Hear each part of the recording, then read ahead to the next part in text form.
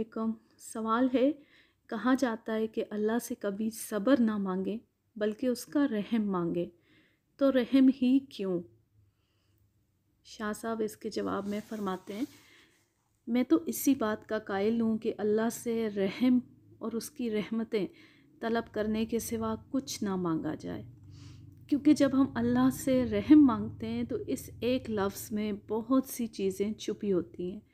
جب ہم یہ کہتے ہیں کہ یا ارحم الراحمین، تو اپنے نبی اکرم صلی اللہ علیہ وآلہ وسلم کے صدقے ہم پر رحم فرما دے، تو در حقیقت ہم اللہ سے صرف ایک چیز نہیں مانگ رہے ہوتے، بلکہ ہم رحم مانگ کر اللہ کے حضور کنفیشن کر رہے ہوتے ہیں، اقرار جرم کر رہے ہوتے ہیں کہ ہم گناہ گار اور خطا کار ہیں۔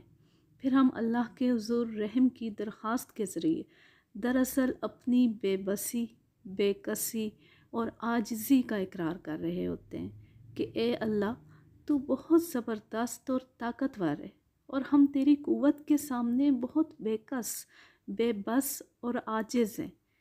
یاد رکھیے، رحم کی اپیل وہی کرتا ہے جو کچھ کرنے کے قابل نہیں ہوتا، جو بے کسی اور بے بسی کی آخری سطح پر ہوتا ہے۔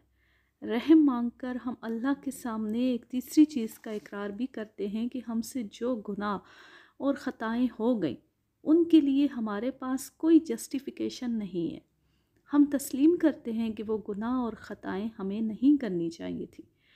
چوتھی چیز یہ ہے کہ جب ہم رب تعالیٰ سے اس کا رحم مانگتے ہیں تو در حقیقت ہم یہ کہہ رہے ہوتے ہیں کہ ہمارا کوئی استحقاق نہیں بنتا کہ تجھ سے کسی قسم کی کوئی رعایت مانگیں، کیونکہ ہم خطا کار ہیں۔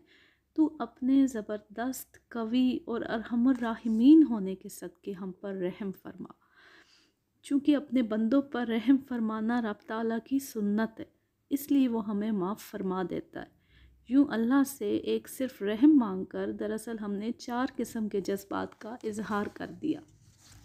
جب اللہ نے ہم پر رحم فرما دیا، ہمیں معاف فرما دیا، تو خود رب تعالیٰ کے فرمان کے مطابق معاف کر دیے جانے کے بعد ہم نوزائیدہ بچے کی طرح معصوم ہو گئے۔ پھر اس معصومیت کی حالت میں ہم اللہ کے حضور عرض گزار ہوتے ہیں، یا اللہ پاک، تو ہم پر اپنی رحمتیں نازل فرما۔ تب ہم ان رحمتوں کو وصول کرنے کی پوزیشن میں آ جاتے ہیں، اور جس پر اللہ رحمتیں نازل فرما دے، پھر مانگنے کو مزید کچھ نہیں رہتا، کیونکہ اس کی رحمت تو ہر شے کا احاطہ کیے ہوئے ہے۔